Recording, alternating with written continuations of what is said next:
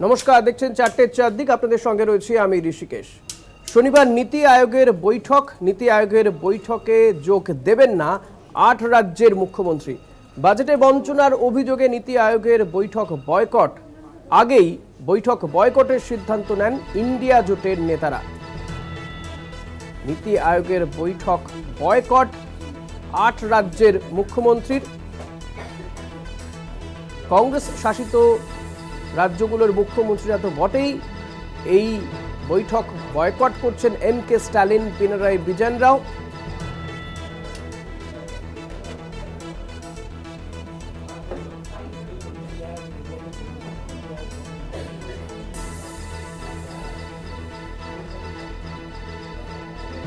এই নিয়ে আমরা কথা বলবো। নিউজ রুমে রয়েছেন আমার সঙ্গে কলকাতা টিভির পলিটিক্যাল এডিটর আশিস চট্টোপাধ্যায়। আশিস দা, প্রথমেই যেটা জানতে চাইবো, ৮ রাজ্যের মুখ্যমন্ত্রী নীতি আয়োগের বৈঠক বয়কট করছেন, যেটা তারা বলছেন যে এই বাজেটে বঞ্চনা করা হচ্ছে এই সমস্ত রাজ্যগুলোকে। এটাই কি একটা কারণ, নাকি এর পেছনে আরো অনেক কারণ রয়েছে? দেখুন, এখনো অবধি জল যেভাবে গড়াচ্ছে তাতে এটা একটা বড়সড় রাজনৈতিক ঘটনা ঘটতে চলেছে। লোকসভা নির্বাচনের পরে আমরা যেভাবে ঘটনাক্রম ফলো করেছি সেটা হচ্ছে এই যে প্রথম তামিলনাড়ুর মুখ্যমন্ত্রী এম.কে. স্ট্যালিন বলেন যে নীতি আয়োগের বৈঠক বয়কট করা উচিত, কেননা বাজেট বক্তৃতায় নির্মলা সীতারামন অর্থাৎ 23 তারিখে যে বাজেট বক্তৃতা তিনি দিয়েছেন সেখানে তিনি সমস্ত রাজ্যগুলোকে সমানভাবে না দেখে বৈষম্য করেছেন এবং সরকার বাঁচাতে, গদি বাঁচাতে অন্ধ্রপ্রদেশ, বিহারকে বেশি টাকা পয়সা দিয়েছেন। এই কথা স্ট্যালিন বলবার পরে কংগ্রেস নেতৃত্ব এই কথাটাকে গ্রহণ করে নেয় এবং তারা ঠিক করে যে তাদের 3 জন মুখ্যমন্ত্রী, কর্ণাটকের সিদ্ধরামাইয়া, তেলেঙ্গানার রেবন্ত রেড্ডি এবং হিমাচল প্রদেশের সুখবিন্দর সিং সুখু, তারা এই বৈঠক বয়কট করবেন। এবং সেটা সংসদে যখন সমন্বয়ের বৈঠক হয়েছিল মল্লিকার্জুন খাড়গের ঘরে, তখন সেখানে তারা সেই সিদ্ধান্ত জানিয়ে দেন। এরপরে জল আরও গড়াতে থাকে। আপের পক্ষ থেকে এরকম ইঙ্গিত দেওয়া হয় যে তারাও এই বৈঠকে যাবেন না। সেক্ষেত্রে দিল্লি এবং পাঞ্জাবের মুখ্যমন্ত্রীরা যাবেন না। দিল্লির ক্ষেত্রে অবশ্য বিশেষ একটা অবস্থা যে সেই মুখ্যমন্ত্রী তিনি জেলবন্দি, সুতরাং তিনি ভার্চুয়ালি বৈঠকে যোগ দিতে পারেন কি পারেন না আমার ঠিক জানা নেই, এটা আইনি একটা জটিলতার বিষয়, কিন্তু এই 2 রাজ্য যাবেন না এটা জানিয়ে দেন। এরপরে জল আরও গড়াতে থাকে। একদম দক্ষিণী রাজ্য কেরালা, সেখানে সিপিএমের মুখ্যমন্ত্রী বিজয়ন তিনিও জানিয়ে দেন যে তিনি নীতি আয়োগের বৈঠকে যাবেন না। এবং পূর্ব ভারতে ঝাড়খণ্ডের মুখ্যমন্ত্রী হেমন্ত সোরেন তিনিও এই বৈঠকে যাবেন না বলে জানিয়ে দেন। ফলে গুনতিতে দেখা যাচ্ছে যে মোট 9টি রাজ্য যে আমাদের দেশে বিরোধী শাসিত আছে তার মধ্যে 8টি রাজ্য ইতিমধ্যেই ঘোষণা করে দিয়েছেন তারা যাবেন না। এখন এই নীতি আয়োগের বৈঠক, নীতি আয়োগটা কিন্তু আগে যে প্ল্যানিং কমিশন ছিল, পরিকল্পনা কমিশন, তার তুলনায় একটু গুরুত্বহীন হয়ে গেছে এই নীতি আয়োগ। এটা 2015 সালে মোদির আমলে 1 জানুয়ারি প্ল্যানিং কমিশন তুলে দিয়ে এই নতুন সংস্থাটি গড়া হয়। এর পুরো নামটা হচ্ছে national institution for transforming India, national institution for transforming India, NITI, নীতি আয়োগ। এবং এখানে প্রধানমন্ত্রী চেয়ারম্যান, একজন ভাইস চেয়ারম্যান আছেন, তিনি কোনো জনপ্রতিনিধি নন। এছাড়া মুখ্যমন্ত্রী এবং কেন্দ্রশাসিত অঞ্চলগুলোর লেফটেন্যান্ট গভর্নররা এর মেম্বার, এছাড়া কয়েকজন কেন্দ্রীয় মন্ত্রী এর মেম্বার বা পর্যবেক্ষক। সুতরাং এখানে একটা আলোচনা হয়, মুখ্যমন্ত্রীরাও কিছু বলতে পারেন এবং শেষ পর্যন্ত সেটা সব মিনিটসে টুকে টুকে নেওয়া হয় এবং বলা হয় যে নীতি আয়োগ এগুলো খতিয়ে দেখবে। কে নীতি আয়োগ? মুখ্যমন্ত্রীরা উঠে যাওয়ার পরে, প্রধানমন্ত্রী উঠে যাওয়ার পরে নীতি আয়োগের কী পড়ে রইল কয়েকজন আমলা ছাড়া? সুতরাং তারা তারপরে কি সুপারিশ করলো, তার কি গুরুত্ব আছে দেশের নীতি প্রণয়নে, সেটা খুব একটা পরিষ্কার নয়। সুতরাং গুরুত্বও তেমন নেই। কিন্তু আপনাকে ইন্টারাপ্ট করে একটা বিষয় একটু জানতে চাইবো যে বিজেপির এক সাংসদের বক্তব্য আমি দেখছিলাম, যে তার বক্তব্য যে যারা বলছেন বঞ্চনা করা হয়েছে কেন্দ্রীয় বাজেটে সেই সমস্ত রাজ্যগুলোতে, তারা তো এই নীতি আয়োগের বৈঠকে এসে সরাসরি বলতে পারতেন প্রধানমন্ত্রী নরেন্দ্র মোদীকে। দেখুন, আমি এই কথাটাই বলতে চাইছি, এখানে বলার গুরুত্ব কতটা, এই প্রশ্নটা আজকে অনেক বড় হয়ে সামনে আসছে। যে নীতি আয়োগে মুখ্যমন্ত্রীরা যে বলবেন তাদের কথা শোনা হলো কি শোনা হলো না, যা বাজে কাগজের ঝুড়িতে ফেলে দেওয়া হলো, তার তো কোনো নিশ্চয়তা নেই। বলার পরে কি হয় কেউ জানে না, বছরে একটা করে মিটিং হয়। সুতরাং বয়কট করার মধ্যে দিয়ে বরং রাজ্যগুলো তাদের কথাটাকে মানুষের সামনে অনেক বেশি গুরুত্বের সঙ্গে তুলে ধরতে পারবে। এবং একটি শেষ প্রশ্ন রয়েছে ঋষি, যে এই বয়কটের মধ্যে দিয়ে ইন্ডিয়া ব্লকের ঐক্যটা কিন্তু আরও স্পষ্টভাবে পরিষ্কারভাবে সাধারণ মানুষের কাছে এসে দাঁড়াচ্ছে। সুতরাং এটা একটা বড় রাজনৈতিক ঘটনা ঘটতে চলেছে বলে মনে হয়। একদমই। আশিস দা, এর পাশাপাশি আর একটা বিষয় একটু জানতে চাওয়ার আপনার কাছে। আমরা জানি যে আজকেই মমতা বন্দ্যোপাধ্যায় তিনি উড়ে যাচ্ছিলেন বলে জানা যাচ্ছিল, কিন্তু শেষমেশ জানা যাচ্ছে যে তিনি যাচ্ছেন না। ফলত তার এই নীতি আয়োগ বৈঠকে থাকা বা না থাকা নিয়েও একটা বিষয় রয়েছে। তিনি আগে জানা যাচ্ছিল যে তিনি বৈঠকে থাকবেন। দেখুন, এই আজকে যে তিনি দিল্লি যাবেন এই কর্মসূচিটা ঘোষিত ছিল, সুতরাং সেই কর্মসূচিটার ব্যাপারে কিছু মানে কোনো সন্দেহ ছিল না। এবং আজকে যেটা জানা যাচ্ছে সেটা হচ্ছে তিনি আজকে যাচ্ছেন না, কালকে যাবেন না বা দিল্লি এ যাত্রায় যাচ্ছেন না, এরকম কোনো খবর আমাদের কাছে নেই। সুতরাং বলা যেতে পারে মমতা বন্দ্যোপাধ্যায়ের কর্মসূচিতে একটা পরিবর্তন হয়েছে। সেই পরিবর্তন কি না, তিনি আজকে যাচ্ছেন না, তার বেশি কথা বলবার মতো পরিস্থিতিতে এখন নেই। সুতরাং তার এই আজকের না যাওয়ার সঙ্গে নীতি আয়োগে অন্য বিরোধী মুখ্যমন্ত্রীদের বয়কটের যে প্রশ্ন, এই দুটো প্রশ্নকে একত্র করে দেখবার মতো কোনো তথ্য আমাদের হাতে এই মুহূর্তে নেই। একদমই। অনেক ধন্যবাদ আশিস দা আপনাকে। কথা বলছিলাম কলকাতা টিভির পলিটিক্যাল এডিটর আশিস চট্টোপাধ্যায়ের সঙ্গে।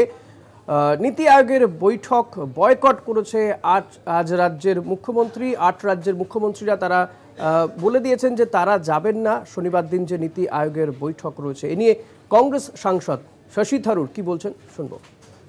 3 कांग्रेस मुख्यमंत्री और 1 डीएमके का कहा कि वो नहीं आएंगे क्योंकि उनके लिए कुछ नहीं है। और नीति आयोग का रोल के बारे में भी कुछ शक है, तो मेरे ख्याल में उनका हक है।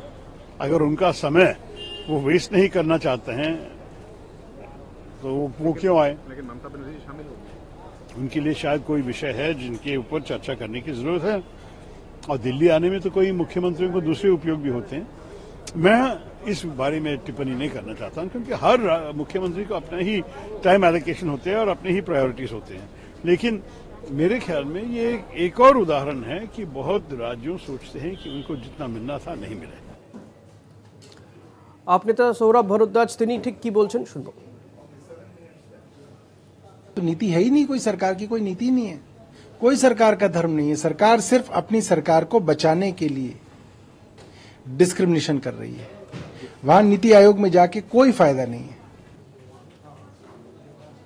নীতি আয়োগের বৈঠক বয়কট আজ রাজ্যের 8 রাজ্যের মুখ্যমন্ত্রীর, এবং এই বৈঠক বয়কট করেছেন পিনারাই বিজয়ন, তামিলনাড়ুর মুখ্যমন্ত্রী এম.কে স্ট্যালিন, এছাড়াও পাঞ্জাবের মুখ্যমন্ত্রী ভগবত মান, দিল্লির মুখ্যমন্ত্রী তিনি তো থাকবেনই না, না থাকার সম্ভাবনাই বেশি, কারণ তিনি তিহার জেলে রয়েছেন। ফলত কোনোভাবে তিনি ভার্চুয়ালি থাকতে পারবেন কিনা সে ব্যাপারে কোনো তথ্য নেই। কর্ণাটকের মুখ্যমন্ত্রী সিদ্ধারামাইয়া তিনিও থাকবেন না, তেলেঙ্গানার রেবন্ত রেড্ডি, হিমাচল প্রদেশের সুখবিন্দর সিং সুখু, ঝাড়খণ্ডে হেমন্ত সোরেন, তারা কেউই এই বৈঠকে যোগ দিচ্ছেন না বলে জানিয়ে দিয়েছেন। তাদের বক্তব্য যে বাজেটে, কেন্দ্রীয় বাজেটে শুধুমাত্র 2টো রাজ্যকে হাত উপর করে দিয়েছেন কেন্দ্রীয় অর্থমন্ত্রী নির্মলা সীতারামন, আর কোনো রাজ্যের জন্য তেমন কোনো বরাদ্দ ঘোষণা নেই, বঞ্চনা করা হয়েছে রাজ্যগুলোকে। সে কারণেই তারা নীতি আয়োগের বৈঠক বয়কট করেছেন বলে জানিয়ে দিয়েছেন।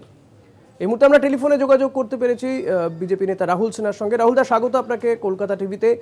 নীতি আয়োগের বৈঠক বয়কট করেছেন 8 রাজ্যের মুখ্যমন্ত্রী, কি বলবেন? না, আসল কথা হচ্ছে যে বাজেট নিয়ে একটা রাজনৈতিক লড়াই বিরোধীরা শুরু করেছে, কারণ বিরোধীদের কাছে কোনো ইস্যু নেই। আর যে হারটা হয়েছে ওদের, সেই হারের ধাক্কাটা সামলে উঠতে পারছে না, যার জন্যই একটা ছুতো খুঁজছে কোনোভাবে একটা বিরোধিতা করার। এই বাজেটকে সেই ছুতো বানিয়েছে। আমি মনে করি নীতি আয়োগের মিটিং যেটা আছে সেটা প্রত্যেকটা রাজ্যের উন্নতির জন্য ওই মিটিং।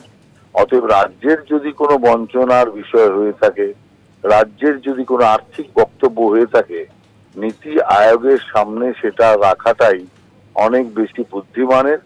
সেই জন্য আমি মনে করি যে এই জাতীয় যেটা বিধ্বংসী লড়াই কিছু লোক রাজনৈতিক স্বার্থে করছে, সেই রাজ্যগুলোর উচিত নীতি আয়োগের বৈঠকে যোগ দেওয়া, তাদের যে বক্তব্য আছে, রাজ্যের যে কথা আছে, সেটা নীতি আয়োগের সামনে রাখলে সেটা অনেক বেশি গঠনমূলক আলোচনার বিষয় হবে বলে আমি মনে করি।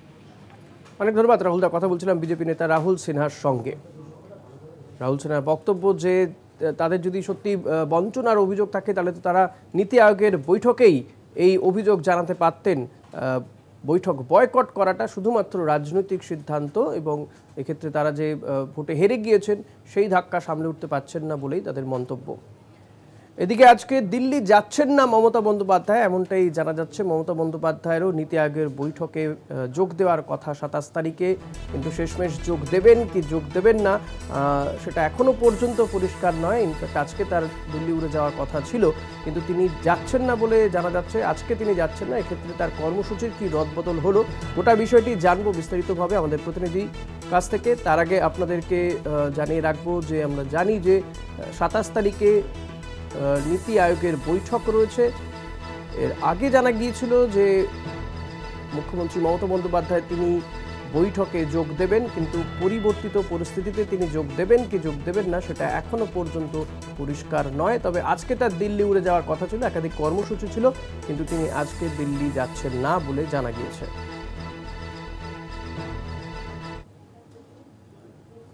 উত্তরবঙ্গকে উত্তর পূর্ব উন্নয়ন মন্ত্রকে অন্তর্ভুক্ত করার প্রস্তাব প্রধানমন্ত্রী নরেন্দ্র মোদীর সঙ্গে দেখা করে আর্জি কেন্দ্রীয় উত্তর পূর্ব উন্নয়ন মন্ত্রকের প্রতিমন্ত্রী সুকান্ত মজুমদারের। সুকান্ত মজুমদার তিনি নিজেই গতকাল জানিয়েছিলেন যে তিনি প্রধানমন্ত্রীর কাছে এই আর্জি জানিয়েছেন। তার বক্তব্য যে এর ফলে উত্তরবঙ্গের উন্নয়ন করা সম্ভব হবে, এমনটাই কিন্তু তিনি জানিয়েছেন। তার আরও বক্তব্য যে আশা করি পশ্চিমবঙ্গ সরকারেরও এতে কোনো আপত্তি থাকবে না। ঠিক কি জানিয়েছিলেন সুকান্ত মজুমদার, শোনাবো আপনাদের। আজ মাননীয় প্রধানমন্ত্রীর সাথে আমি দেখা করেছি এবং দেখা করে মাননীয় প্রধানমন্ত্রীর হাতে একটি প্রস্তাব তুলে দিয়ে এসেছি, আপাতত যে একটি প্রেজেন্টেশন তুলে দিয়ে এসেছি যাতে নর্থ ইস্টের সাথে উত্তরবঙ্গের সিমিলারিটি কী কী আছে এবং তার ফলে উত্তরবঙ্গকে নর্থ ইস্টের অন্তর্ভুক্ত করা যেতে পারে, এই ধরনের প্রপোজাল আমি মাননীয় প্রধানমন্ত্রীকে দিয়েছি। এবার মাননীয় প্রধানমন্ত্রী তার বিচার করবেন এবং আগামী দিনে যদি নর্থ ইস্টের সাথে উত্তরবঙ্গ যুক্ত হয়, উত্তরবঙ্গ পশ্চিমবঙ্গের অংশ হিসেবে নর্থ ইস্টের সাথে যদি যায়, তাহলে পরে স্বাভাবিকভাবেই উত্তরবঙ্গে কেন্দ্রীয় যে প্রকল্পগুলো আছে সেই প্রকল্পের টাকা অনেক বেশি পরিমাণে পাওয়া যাবে এবং তার সাথে সাথে এই এলাকা অনুন্নত এবং এই এলাকার উন্নয়ন হবে এবং আমার মনে হয় রাজ্য সরকারেরও এতে বাধা থাকবে না বা রাজ্য সরকারের। উত্তরবঙ্গের তৃণমূল নেতা পার্থপ্রতিম রায় তিনি ঠিক কি বলেছেন শোনাবো। তারা উত্তরবঙ্গকে আলাদা করে তারা তাদের ভোট রাজনীতির অঙ্ক করছে এবং আবার নতুন করে উত্তরবঙ্গে একটা অস্থিরতার পরিবেশ তৈরি করার চেষ্টা করছে। মমতা বন্দ্যোপাধ্যায়ের নেতৃত্বে উত্তরবঙ্গ দক্ষিণবঙ্গ গোটা বাংলা জুড়ে একটা উন্নয়নের পর জোয়ার চলছে এবং সেই সাথে উত্তরবঙ্গের জন্য তিনি স্পেশাল নজর দিয়েছেন। উত্তরবঙ্গ উন্নয়ন মন্ত্রক তৈরি করেছেন উত্তরবঙ্গের সার্বিক ডেভেলপমেন্টের সাথে। আমরা চাই যে কেন্দ্রীয় সরকার তার বিশেষ অর্থনৈতিক প্যাকেজ বা বিআরজিএফ ফান্ডের আন্ডারে এনে কোচবিহার সহ উত্তরবঙ্গের সার্বিক ডেভেলপমেন্ট করুক। এখানকার নদী ভাঙন, এখানকার বন্যা নিয়ন্ত্রণ, এখানকার চা বাগিচার বিষয়ে, এখানকার শিল্প স্থাপনের উদ্যোগ বা এখানে অন্যান্য সার্বিক ডেভেলপমেন্টের সাথে কর্মসূচি গ্রহণ করুক বিশেষ অর্থনৈতিক প্যাকেজ নিয়ে। কিন্তু এইরকমভাবে উত্তর পূর্ব ভারতের সঙ্গে যুক্ত করার আছিলায় বাংলাকে ভাগ করার যে চক্রান্ত চলছে সেটাকে আমরা ধিক্কার জানাই। তৃণমূল সাংসদ সুদীপ বন্দ্যোপাধ্যায় কি বলছেন শুনবেন। बंगाल विभाजन कभी नहीं होंगे, इसका बहुत पहले सुभाष घिसिंग दार्जिलिंग को गोरखालैंड बनाने के लिए मांग उठाया था। पश्चिम बंगाल का आम जनता कैसे प्रतिवाद किया था लोग देखे हैं। अभी उत्तर बंगाल की मांग ये सुकांत मजूमदार क्यों उठाते हैं वही बोल सकते हैं, लेकिन उनको याद रखना चाहिए ये तरह की मांग उठाना बंगाल के लोग, उत्तर बंगाल के लोग कभी नहीं पसंद करते हैं, मानते भी नहीं। और ऐसा उल्टा सीधा बात कहे तो सीपीएम जैसे पश्चिम बंगाल का शून्य बन गए, कांग्रेस भी जीरो बन गए, तो बीजेपी का भी 2026 में शून्य बनने का समय आ गया। এ নিয়ে আমরা কথা বলেছিলাম সিপিএম নেতা শিলিগুড়ি প্রাক্তন মেয়র অশোক ভট্টাচার্যের সঙ্গে। কি বলছেন অশোকবাবু, শুনুন।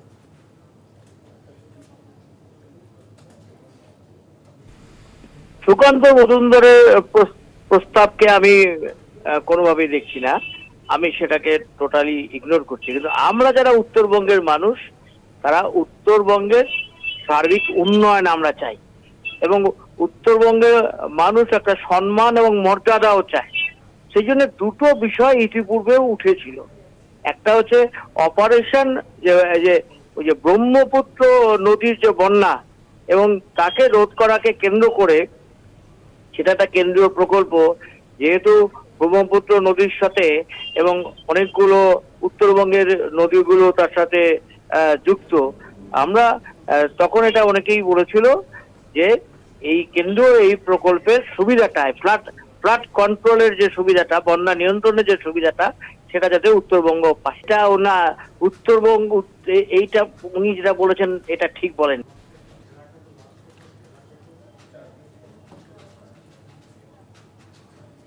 তবে শুধুমাত্র তৃণমূল বা বাম নেতৃত্বই নয়, সুকান্ত মজুমদারের এই উত্তরবঙ্গ মন্তব্য নিয়ে তাকে কার্যত তুলোধনা করেছেন বিজেপির বিধায়ক, কার্শিয়াংয়ের বিজেপি বিধায়ক বিষ্ণুপ্রসাদ শর্মা। তিনিও সুকান্ত মজুমদারকে তুলোধনা করেছেন। তার বক্তব্য যে আকাশ কুসুম চিন্তা করছেন, কোনোদিনই এটা সম্ভব নয়। 24-এর ভোটের ফলে সুকান্তবাবু হতাশ, উত্তরবঙ্গের মানুষকে বিভ্রান্ত করতে চাইছেন তিনি। কি বলছেন শুনুন একবার।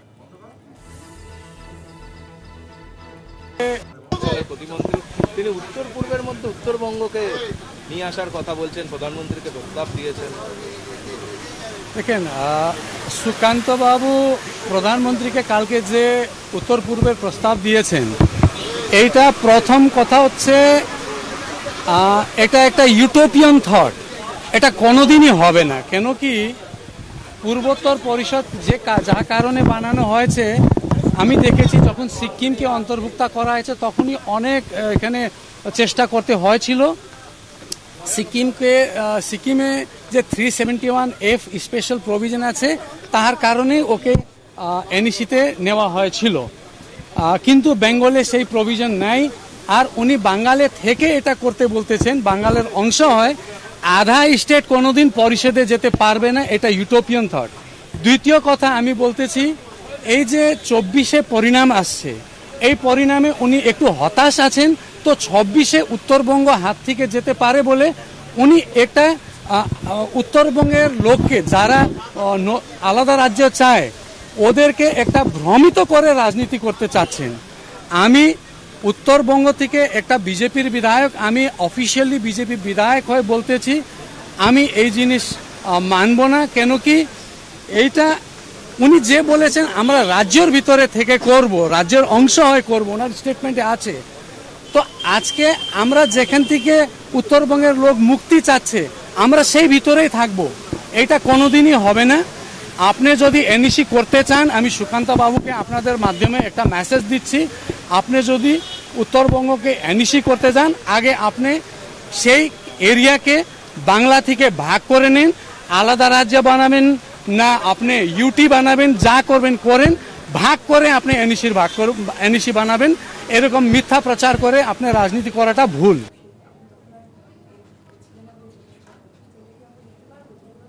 কার্শিয়াংয়ের বিজেপি বিধায়ক, তিনি কার্যত সুকান্ত মজুমদারকে, অর্থাৎ তারই দলের রাজ্য সভাপতিকে তুলোধনা করলেন তিনি, তার যে উত্তরবঙ্গ মন্তব্য সুকান্ত মজুমদারের সেটা নিয়ে। আর আমরা এই নিয়েই কথা বলবো। আমাদের সঙ্গে রয়েছেন আমাদের প্রতিনিধি দেবজ্যোতি ঘোষ। দেবজ্যোতি, কার্শিয়াংয়ের বিজেপি বিধায়কের যখন এই মন্তব্য, তখন বিজেপির অন্যান্য বিধায়করা, বিশেষ করে উত্তরবঙ্গতে বিজেপির আরও বিধায়করা রয়েছেন, তাদের কি বক্তব্য এই বিষয়ে? দেখো ঋষিকেশ, কার্শিয়াংয়ের বিজেপি বিধায়ক বিষ্ণুপ্রসাদ শর্মা যে মন্তব্য করেছেন, তাতে কিন্তু যথেষ্ট অস্বস্তিতে পড়েছে ভারতীয় জনতা পার্টির এ রাজ্যের সংগঠক, এবং তারা কিন্তু অত্যন্ত গুরুত্বপূর্ণ। এবং তাকে কিন্তু কাউন্টার করতে বিজেপির পক্ষ থেকে শঙ্কর ঘোষ, শিলিগুড়ির বিধায়ক, তিনি বলেছেন যে পশ্চিমবঙ্গের তারা রয়েছেন, পশ্চিমবঙ্গে তারা থাকতে চান, তারা উত্তরবঙ্গকে ভাগ করতে চান না।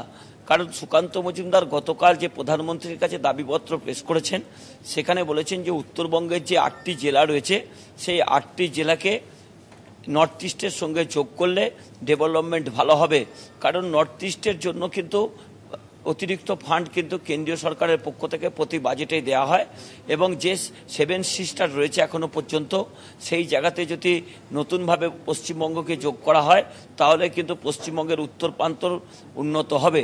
তা নিয়ে কিন্তু তৃণমূল কংগ্রেসের পক্ষ থেকে তীব্র প্রতিক্রিয়া জানানো হয়েছে। তৃণমূল কংগ্রেসের পক্ষ থেকে যেটা বলা হচ্ছে যে ভারতীয় জনতা পার্টির আস্তিনে যে নতুন গোপন অস্ত্রটি এতদিন পর্যন্ত লুকোনো ছিল তারা আবার নতুন করে বার করতে শুরু করেছেন, এবং তৃণমূল কংগ্রেসের পক্ষ থেকে একাধিক বিধায়কও বলেছেন যে সুকান্ত মজুমদারের শখ হয়েছে, তিনি আর প্রতিমন্ত্রী হয়ে থাকতে চান না, তিনি উত্তরবঙ্গের মুখ্যমন্ত্রী হতে চান, সেই জন্য তিনি বাংলা ভাগের কথা বলছেন। দেখো ঋষিকেশ, 2021 সালের নির্বাচনের আগেও কিন্তু এই বাংলা ভাগের কথা কিন্তু বিজেপির বহু নেতৃত্ব বলেছিলেন। শুধুমাত্র উত্তরবঙ্গ ভাগের কথা বলেননি, তারা দক্ষিণবঙ্গের জঙ্গলমহলকেও ভাগ করার কথা বলেছিলেন। সৌমিত্র খাঁ থেকে শুরু করে একাধিক নেতৃত্ব, উত্তরবঙ্গের একাধিক নেতৃত্ব তারা কিন্তু এই বাংলা ভাগের কথা বলেছিলেন। তাকেই কিন্তু কড়া চ্যালেঞ্জ আজকে করেছেন বিষ্ণুপ্রসাদ শর্মা। তিনি বলেছেন যে 2024 নির্বাচনে ফল খারাপ হওয়ার পরেই ভারতীয় জনতা পার্টির নেতৃত্ব তারা কিন্তু দিক খুঁজে পাচ্ছেন না, সেই জন্য 2026 নির্বাচনের আগে এটা একটা রাজনৈতিক গিমিক তৈরি করার চেষ্টা করছেন। তিনি বলেছেন 2025 অর্থবর্ষের আগে যদি এটাকে তৈরি করতে পারেন সুকান্ত মজুমদার, তাহলে কার্শিয়াংয়ের বিধায়ক বলেছেন তিনি রাজনীতি থেকে অবসর নেবেন। অত্যন্ত গুরুত্বপূর্ণ, তিনি যে গোর্খা সেন্টিমেন্ট, গোর্খাদের সাহিত্য সংস্কৃতির কথা বলছেন, তারা কিন্তু উত্তরবঙ্গকে আলাদা রাজ্য চাইছেন, কারণ তাদের ভাষা তাদের সংস্কৃতি বিলোপ হচ্ছে বলে তিনি আজকে দাবি করেছেন। সেই জায়গাতে সুকান্ত মজুমদারকে আজকে তীব্র আক্রমণ করেছেন, যাতে স্বভাবতই কিন্তু ভারতীয় জনতা পার্টির রাজ্য নেতৃত্ব যথেষ্ট অস্বস্তিতে পড়েছে। অনেক ধন্যবাদ দেবজ্যোতি। কথা বলছিলাম আমাদের প্রতিনিধি দেবজ্যোতি ঘোষের সঙ্গে। দেবজ্যোতি ছিলেন বিধানসভা থেকে, এবং খুব স্বাভাবিকভাবেই বিষ্ণুপ্রসাদ শর্মা যে মন্তব্য করেছেন, সুকান্ত মজুমদারকে যে ভাষাতে তিনি আক্রমণ করেছেন, তাতে অস্বস্তি বেড়েছে বিজেপিরই। এখন সময় গেছে ছোট্ট একটা বিরতির, ফিরবো বিরতির পর, সঙ্গে থাকবেন। ভৌগোলিক সীমারেখা অটুট রেখে উত্তরবঙ্গের উন্নয়ন সম্ভব, তবে উত্তরবঙ্গ অবহেলিত। সুকান্তর মন্তব্যের প্রেক্ষিতে বললেন শ্রমিক ভট্টাচার্য। সুকান্তর উল্টো সুর শ্রমিকের গলায়, শুনুন। দেখুন, পশ্চিমবঙ্গ বিজেপি নয়, সর্বভারতীয় বিজেপি মনে করে যে পশ্চিমবঙ্গের বর্তমান ভৌগোলিক সীমারেখা অটুট রেখেই সেখানে সার্বিক আর্থসামাজিক উত্তরণ উন্নয়ন সম্ভব। আমরা কোনোদিন বাংলা ভাগের পক্ষে নই, এটা একটা অপপ্রচার। হ্যাঁ, এটা অবশ্যই যে বঞ্চিত উত্তরবঙ্গ, অবহেলিত উত্তরবঙ্গ, পিছিয়ে পড়া উত্তরবঙ্গের স্লোগান সমস্ত রাজনৈতিক নেতারা দিয়েছিলেন। মুখ্যমন্ত্রী কাঞ্চনকন্যা তৈরি করেছেন, কিন্তু তৈরি করবার পর বাজেটের অ্যালোকেশন যা, তাতে চিড়ে ভেজে না, জল গরম করা যায় না। যদি আমাদের মন্ত্রী, আমাদের বর্তমান রাজ্য সভাপতি সুকান্ত মজুমদার এটা বলে থাকেন, এবং তিনি বলেছেন যেভাবে পার্শ্ববর্তী রাজ্যগুলো আজকে ত্রিপুরা, আসামের ইনফ্রাস্ট্রাকচার ডেভেলপমেন্ট যেখানে পৌঁছচ্ছে, যেখানে নতুন বিনিয়োগ করতে শুরু করেছে মানুষ, আজকে সেই উন্নয়নের সঙ্গে যদি একটা প্যাকেজ তৈরি করে উত্তরবঙ্গের কিছু অঞ্চলকে জুড়ে দেওয়া যায়, তাহলে সার্বিকভাবে দীর্ঘদিনের এই অবহেলিত, নিপীড়িত, অত্যাচারিত মানুষগুলো একটু স্বস্তির নিঃশ্বাস পেতে পারে। শুনলেন শ্রমিক ভট্টাচার্যের বক্তব্য। তার বক্তব্য, ভৌগোলিক সীমারেখা অটুট রেখে উত্তরবঙ্গের উন্নয়ন সম্ভব, তবে উত্তরবঙ্গ অবহেলিত, এটা তার মন্তব্য।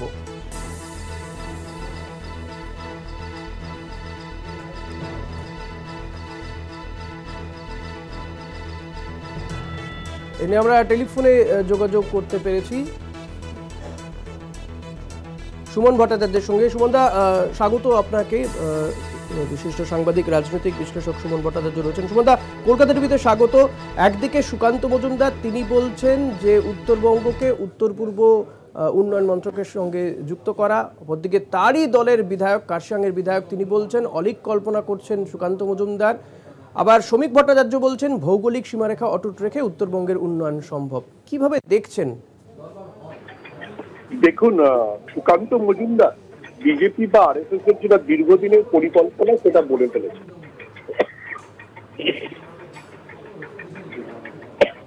এই পরিকল্পনা মানে কি? এই পরিকল্পনা মানে হচ্ছে যে উত্তর পূর্ব ভারতের সঙ্গে উত্তরবঙ্গকে জুড়ে একটা কেন্দ্রশাসিত অঞ্চল করে দেয়। অর্থাৎ বাংলা ভাগ। আমাদের বুঝতে হবে যে থিওরিটিক্যালি আরএসএস এবং বিজেপি সবসময় ছোট রাজ্য পছন্দ করে। তারা তাত্ত্বিকভাবে মনে করে একটা বড় বা শক্তিশালী কেন্দ্র থাকবে আর ছোট ছোট রাজ্য থাকবে। যে রাজ্যগুলো বিভিন্ন বিষয়ে কেন্দ্রের উপর নির্ভরশীল হবে তাহলে তারা আর কেন্দ্রের বিরুদ্ধে কোনো আন্দোলন বা রাজনৈতিক তৎপরতা দেখাতে পারবে না।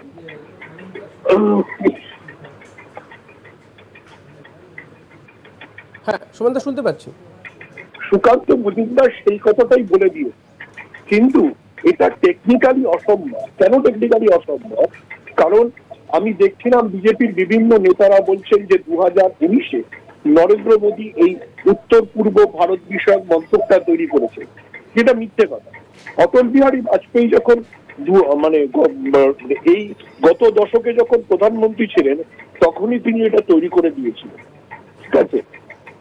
কিন্তু সেইটা দিয়ে উত্তর পূর্ব ভারতে আসলে কতটা উন্নয়ন হচ্ছে আপনি যদি দেখেন, বাজেটের পরে মণিপুরের সাংসদরা চিৎকার করেছে যে মণিপুরের জন্য কিছু করা হলো না। কেন মণিপুরের জন্য কিছু করা হয়নি? কারণ মণিপুরে কংগ্রেস জিতেছে। তো বিজেপি চাইছে যে উত্তরবঙ্গকে একটা আলাদা কেন্দ্রশাসিত অঞ্চল করতে।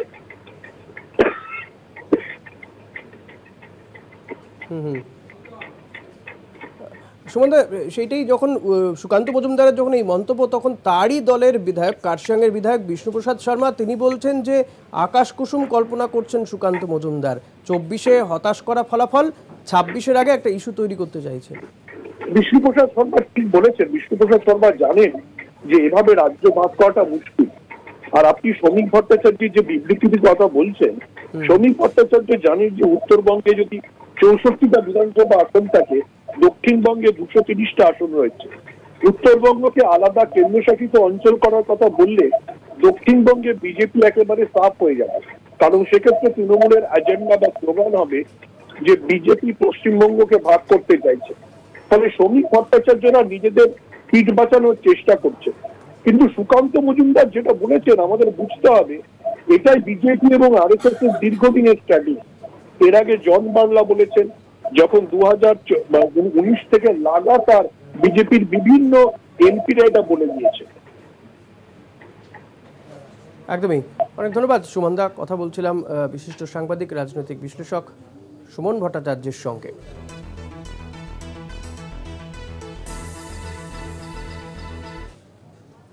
এদিকে সংসদেই গ্রেটার কোচবিহারের দাবিতে সরব অনন্ত মহারাজ। বিজেপির রাজ্যসভার সাংসদ এই অনন্ত মহারাজ কেন্দ্রীয় স্বরাষ্ট্রমন্ত্রী অমিত শাহকে বার্তা অনন্ত মহারাজের, যে বার্তায় অস্বস্তিতে বিজেপি। গ্রেটার কোচবিহারের দাবিতে সরব অনন্ত মহারাজ, সংসদেই তিনি সরব হয়েছেন। বিজেপির রাজ্যসভার সাংসদ অনন্ত মহারাজ তিনি কেন্দ্রীয় স্বরাষ্ট্রমন্ত্রী অমিত শাহকে বার্তা দিয়েছেন। অনন্ত মহারাজের এই বার্তায় অস্বস্তিতে বিজেপি।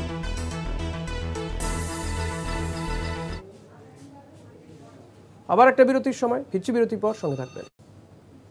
চোপড়ায় অভিযানে গিয়ে আক্রান্ত পুলিশ, ধারালো অস্ত্রের আঘাতে জখম 4 পুলিশ কর্মী। শিলিগুড়ির নার্সিংহোমে ভর্তি জখম পুলিশ কর্মীরা। চোপড়ার আমতলায় দুষ্কৃতীদের ধরতে যায় তারা, সে সময় তাদের উপরে হামলা হয় বলে জানা যাচ্ছে। চোপড়ায় অভিযানে গিয়ে আক্রান্ত পুলিশ, ধারালো অস্ত্রের আঘাতে জখম 4 পুলিশ কর্মী। তারা শিলিগুড়ির একটি নার্সিংহোমে ভর্তি রয়েছেন বলে জানা যাচ্ছে।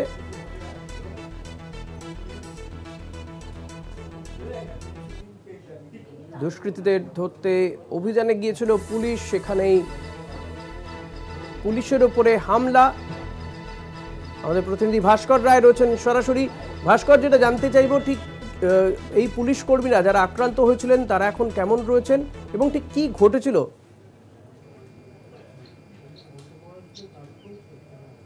দেখো, গতকাল রাতে চোপড়া থানার আমতলা এলাকায় যখন দুষ্কৃতী পুরনো মামলার জন্য এক দুষ্কৃতীকে তার বাড়িতে ধরতে গেলে সেখানে তার পরিবারের লোকসহ বিভিন্ন পরিবারের ওই অভিযুক্ত যে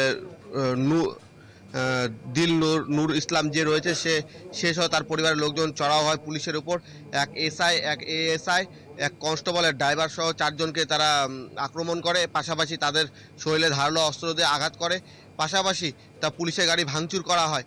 তখন সেই মুহূর্তে এলাকার স্থানীয় লোকজন এসে প্রাথমিক চিকিৎসার জন্য সেই এলাকায় এক স্বাস্থ্য কেন্দ্রে নিয়ে যাওয়া হয়। সেখান থেকে তাদেরকে শিলিগুড়ি একটি বেসরকারি নার্সিংহোমে নিয়ে যাওয়া হয়। তারা এখন অনেকটা স্বাভাবিক হয়েছে আছে। এক পুলিশ অফিসারের পেটে চাকু মারে আর এক অফিসারের হাত কেটে দেওয়ার অভিযোগ উঠে এমনটাই। ভাস্কর, শেষমেশ দুষ্কৃতীদের কি ধরা গিয়েছিল নাকি তারা পালিয়ে যায়? মেন অভিযুক্ত যে রয়েছে দিল নূর ইসলাম, সে এখনো পর্যন্ত পলাতক। তিনি ও তার স্ত্রী এখনো পর্যন্ত সকাল থেকে সেই এলাকায় পুলিশ মোতায়েন হয়েছিল, প্রচুর পুলিশ মোতায়েন। পাশাপাশি তার ছেলে, তার মেয়ে এবং কি তার ভাইকে পুলিশ আটক করে, 3 জনকে মোট। বেশ, অনেক ধন্যবাদ ভাস্কর। কথা বলছিলাম আমাদের প্রতিনিধি ভাস্করের সঙ্গে। এবং চোপড়াতে সেখানে পুলিশ দুষ্কৃতীদের ধরতে যায় রাতে এবং হামলার ঘটনা ঘটে। 4 জন পুলিশ কর্মী আহত হয়েছেন, তাদেরকে শিলিগুড়িতে একটি নার্সিংহোমে ভর্তি করা হয়েছে।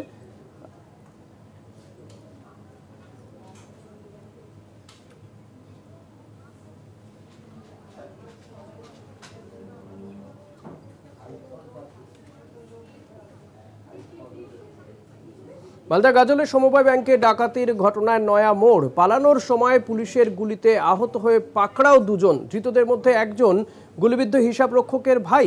ধৃত যুবকের সঙ্গে বহু বছর সম্পর্ক নেই দাবি পরিবারের। পুলিশ সূত্রে এমনটাই খবর পাওয়া যাচ্ছে। ডাকাতির ঘটনায় এখনো পর্যন্ত ধৃত 4। ধৃতদের মধ্যে একজন গাজলের, 3 জন চাঁচলের বাসিন্দা বলে জানা যাচ্ছে। জিজ্ঞাসাবাদে ডাকাত দলের বাকি 4 জনের পরিচয় জানা গেছে। ফেরার ডাকাতদের ধরতে অভিযান চলছে বলে জানিয়েছে পুলিশ। পুলিশের আরও বক্তব্য যে তাদের ধরা পড়া স্রেফ সময়ের অপেক্ষা, এমনটাই সোশ্যাল মিডিয়ায় পোস্ট করে জানিয়েছে রাজ্য পুলিশের পক্ষ থেকে। এমনটাই জানানো হয়েছে সোশ্যাল মিডিয়ায় পোস্ট করে। মালদা গাজলে ভরদুপুরে সেখানে সমবায় ব্যাংকে ডাকাতি ঘটনা ঘটে এবং সেই ঘটনা ইতিমধ্যেই 4 জনকে গ্রেপ্তার করা হয়েছে বলে জানা যাচ্ছে। সব্যসাচী রয়েছে আমার সঙ্গে সরাসরি। সব্যসাচী, জানতে চাইব যে পুলিশের পক্ষ থেকে বলা হচ্ছে যে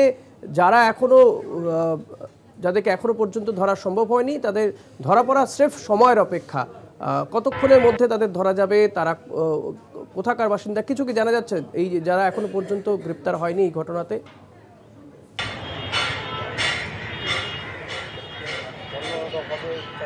ঋষিকেশদা, দেখো, ইতিমধ্যেই গতকাল যে সমবায় সমিতিতে ডাকাতির ঘটনা ঘটে সেই ঘটনায় কিন্তু ইতিমধ্যেই 4 জনকে গ্রেপ্তার করেছে পুলিশ।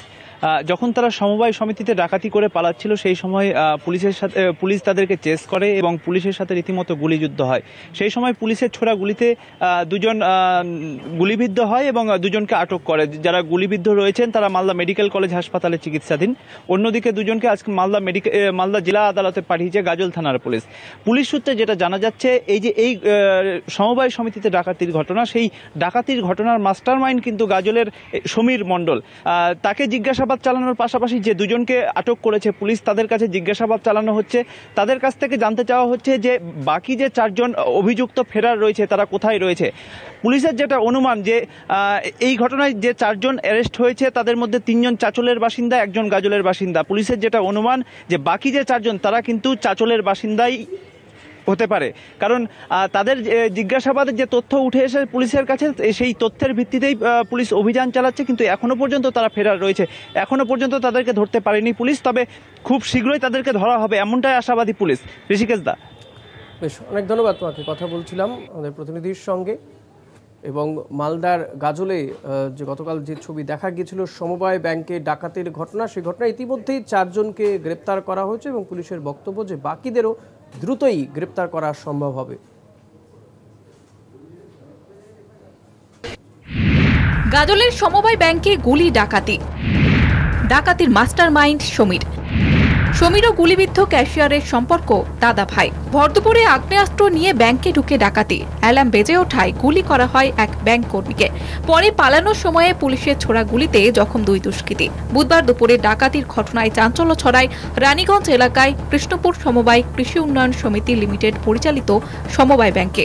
ঘটনার তদন্তে নেমেই পুলিশের হাতে উঠে আসে চাঞ্চল্যকর তথ্য। পুলিশ সূত্রে খবর, ডাকাতির ঘটনায় ধৃত মাস্টার মাইন্ড সমীর ও গুলিবিদ্ধ ক্যাশিয়ার সম্পর্কে দাদা ভাই। যদিও দুজনের মধ্যে সেভাবে ঘনিষ্ঠ সম্পর্ক নেই বলেই দাবি পরিবারের।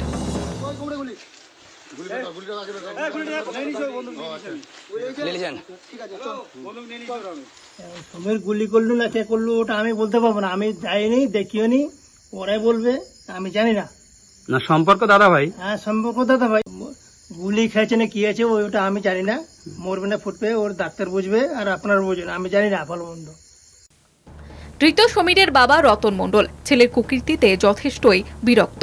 সমীর যে একাধিকবার বিভিন্ন মামলায় জেল খেটেছে তাও বলেন। পরিবারের স্ত্রী ও ছেলে রয়েছে সমীরের, কিন্তু কেউই সমীরের সঙ্গে থাকেন না।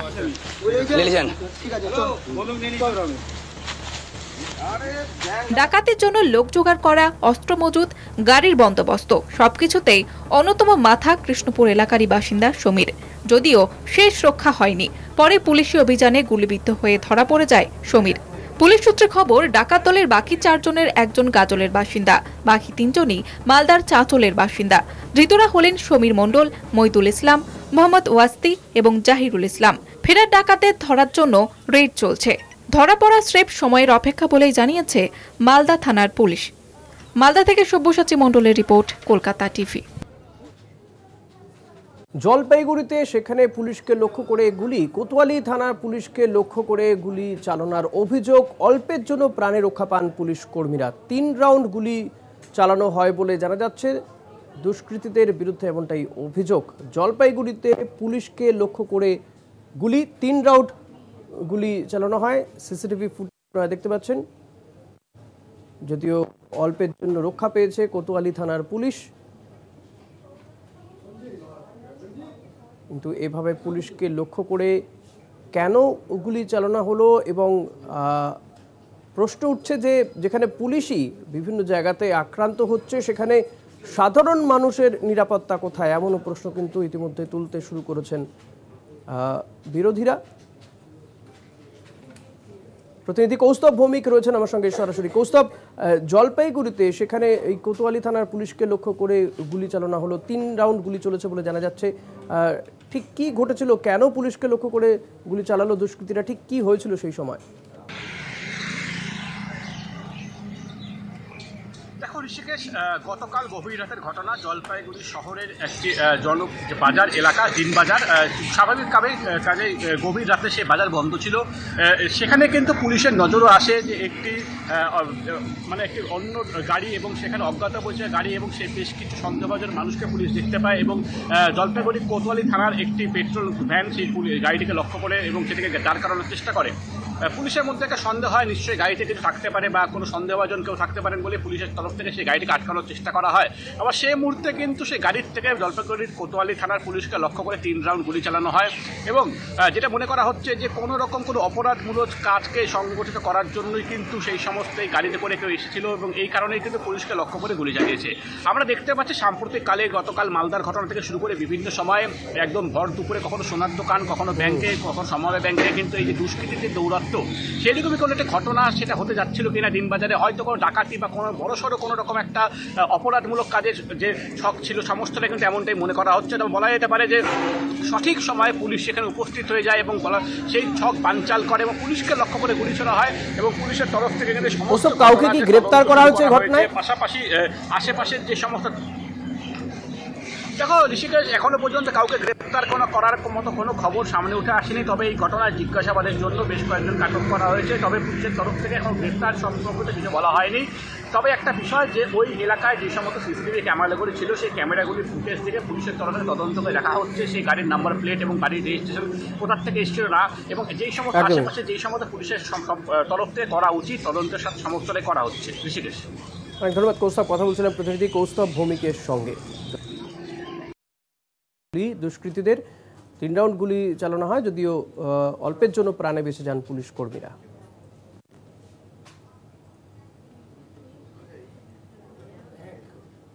ক্যাম্পাসে ছাত্রীকে ছুরির কোপ, ছাত্রীর গলা কেটে আত্মহত্যার চেষ্টা যুবকের। মালদার গৌড়বঙ্গ বিশ্ববিদ্যালয়ে হারহিম করা ঘটনা। সেখানে ক্যাম্পাসের মধ্যেই এক ছাত্রীকে গলা কেটে দেয় এক যুবক, তারপরে নিজে আত্মহত্যার চেষ্টা করে।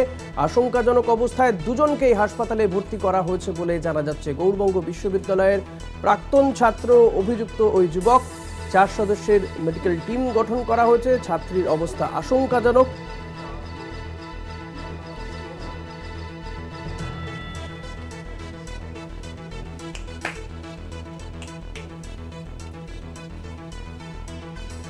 ক্যাম্পাসে ছাত্রীকে ছুরির কোপ, ছাত্রীর গলা কেটে আত্মহত্যার চেষ্টা যুবকের। গৌড়বঙ্গ বিশ্ববিদ্যালয়ের ঘটনা এটি। আশঙ্কাজনক অবস্থায় ছাত্রীকে হাসপাতালে ভর্তি করা হয়েছে। অভিযুক্ত যুবক সেও আক্রান্ত, তাকেও হাসপাতালে ভর্তি করা হয়েছে বলে জানা যাচ্ছে। গৌতম চক্রবর্তী রয়েছেন আমার সঙ্গে। গৌতম, এখনো পর্যন্ত কি জানা যাচ্ছে ওই ছাত্রীর অবস্থা কেমন? অভিযুক্ত যুবক তারই বা অবস্থা কি জানতে পারছো? দেখো ঋষিকেশ, এই যে ছাত্রটি, তার অবস্থা কিন্তু সব থেকে খারাপ এবং তার দুজনেরই গলাতে গভীর ক্ষত রয়েছে।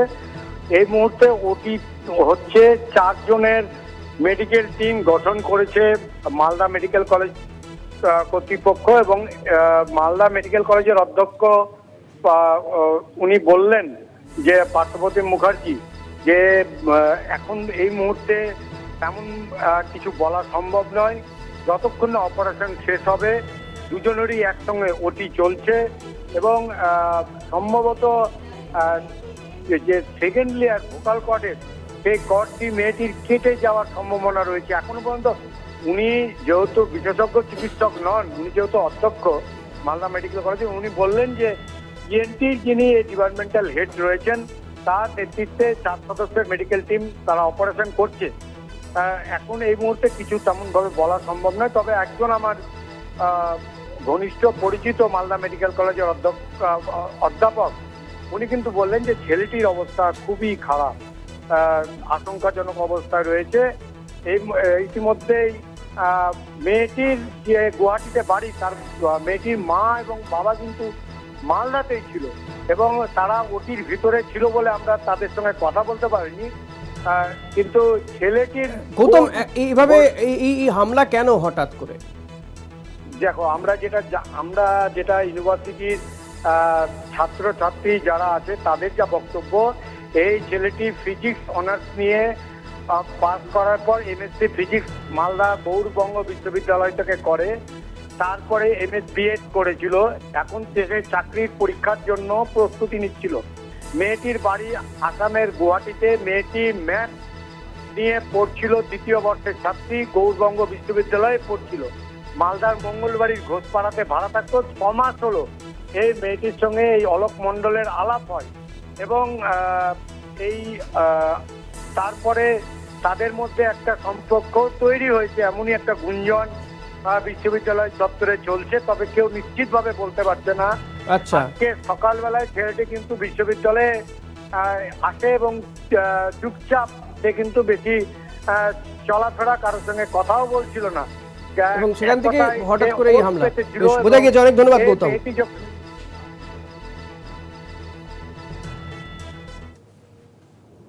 কুলতলি সাদ্দাম সর্দারের পুরনো বাড়িতে উদ্ধার আগ্নেয়াস্ত্র। পয়তারহাটের আরও একটি বাড়িতে উদ্ধার হয়েছে অস্ত্রসহ আরও বেশ কিছু সামগ্রী। কয়েকদিন আগে সাদ্দামকে ধরতে গেলে পুলিশের উপরে গুলি ছোড়া হয়। সাদ্দামের বাড়িতে সুড়ঙ্গের সন্ধান পাওয়া যায়। ঘটনার 3 দিন পরে গ্রেপ্তার করা হয় সাদ্দামকে। প্রিয়গোপাল মুখোপাধ্যায় রয়েছেন। প্রিয়গোপাল, অস্ত্রসহ আর কি কি উদ্ধার হয়েছে তার বাড়ি থেকে? যে কুলতলির যে সাদ্দাম সর্দার, সেই সাদ্দাম সর্দারের বাড়ির কাছে আরো একটি বাড়ি থেকে গতকাল রাতে উদ্ধার হয়েছে আগ্নেয় অস্ত্র ও ধাতুর মূর্তি। সাদ্দামকে জেরা করে বুধবার রাতে তার পয়তারহাটে তার বাড়ির কাছে একটি বাড়ি আছে, সেই বাড়ি থেকে আগ্নেয় অস্ত্র সহ আরো কিছু জিনিস উদ্ধার করে পুলিশ। দিন কয়েক আগে প্রতারণা চক্রে যুক্ত সাদ্দামকে কিন্তু গ্রেপ্তার করে পুলিশ এবং তাকে 10 দিনের পুলিশ হেফাজতের নির্দেশ দেয় এবং পুলিশ হেফাজতে তাকে জিজ্ঞাসাবাদ করে বাড়ির কাছে তার যে পুরনো বাড়ি, সেই পুরনো বাড়ি থেকে গতকাল রাতে কিন্তু আগ্নেয় অস্ত্র সহ বেশ কিছু ধাতুর মূর্তি কিন্তু সেখান থেকে উদ্ধার করে পুলিশ। এই মুহূর্তে আরো যে ইনফরমেশন, সেই ইনফরমেশন কিন্তু সাদ্দামের কাছে আছে বলেই অনুমান করছে পুলিশেরা। তাকে দফায় দফায় আরো জেরা করা চলছে আরো তথ্য পাওয়ার জন্য। ধন্যবাদ প্রিয়গোপাল।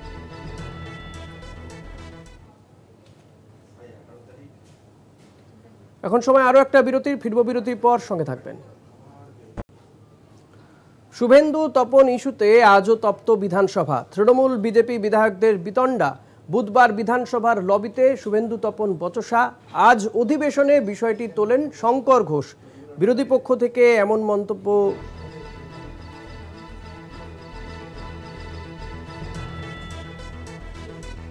মন্তব্য না করা উচিত, যাতে সরকার পক্ষের কোনো বিধায়ক উত্তেজিত হয়ে ওঠেন। তৃণমূল বিজেপি বিধায়কদের মধ্যে বিতণ্ডা। গতকালের রেশ আজও বিধানসভায়। বুধবার বিধানসভায় লবিতে শুভেন্দু তপন বচসা। আজ অধিবেশনে বিষয়টি তোলেন বিজেপি বিধায়ক শঙ্কর ঘোষ।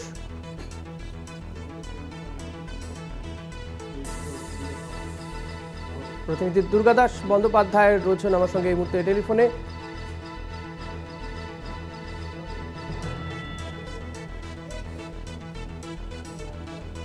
দুর্গাদাস বন্দ্যোপাধ্যায় রয়েছেন আমার সঙ্গে। দুর্গাদাস, ঠিক আজকেও বিধানসভা উত্তপ্ত হওয়ার কারণ কি এই একই ইস্যুতে?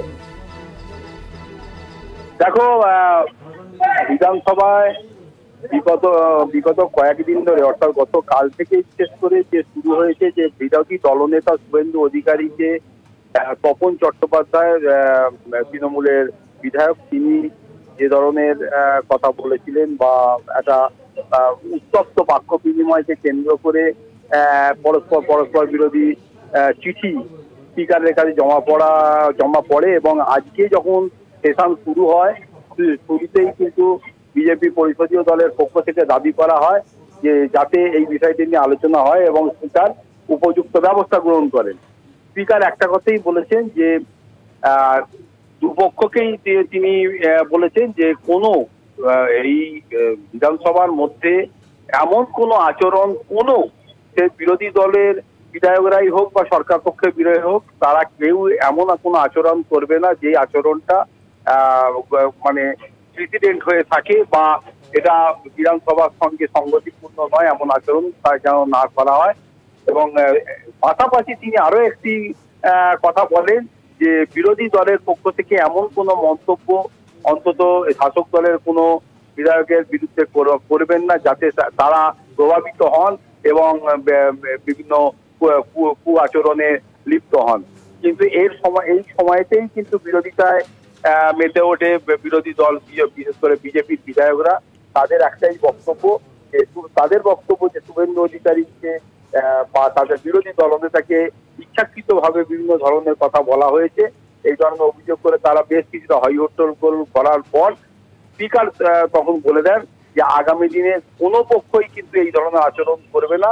এটা তিনি নিশ্চিত করার পরেই কিন্তু তারা ক্ষান্ত হন এবং পরবর্তী পর্যায়ে তারা বিভিন্ন বিলে অংশগ্রহণ করে। ধন্যবাদ দুর্গাদাস। কথা বলছিলাম প্রতিনিধি দুর্গাদাস বন্দ্যোপাধ্যায়ের সঙ্গে।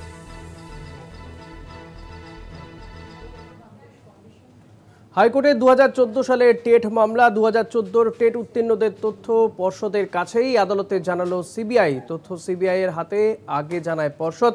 2023-এর 1 এপ্রিল পর্ষদের হাতে টেট পাশের তথ্য পর্ষদের হাতে তুলে দেয় S Basu Roy and company. CBI এর কাছে তথ্য নেই, আদালতের দাবি সিবিআই এর আইনজীবী। 2014 টেট উত্তীর্ণদের তথ্য পর্ষদের কাছেই রয়েছে, এমনটাই জানিয়েছে হাইকোর্টে সিবিআই। তথ্য সিবিআই এর হাতে আগে জানিয়েছিল পর্ষদ। 2023-এর 1 এপ্রিল পর্ষদের হাতে টেট পাশের তথ্য পর্ষদের হাতে তুলে দেয় S Basu Roy and company. CBI এর কাছে তথ্য নেই, আদালতের দাবি সিবিআই এর আইনজীবী।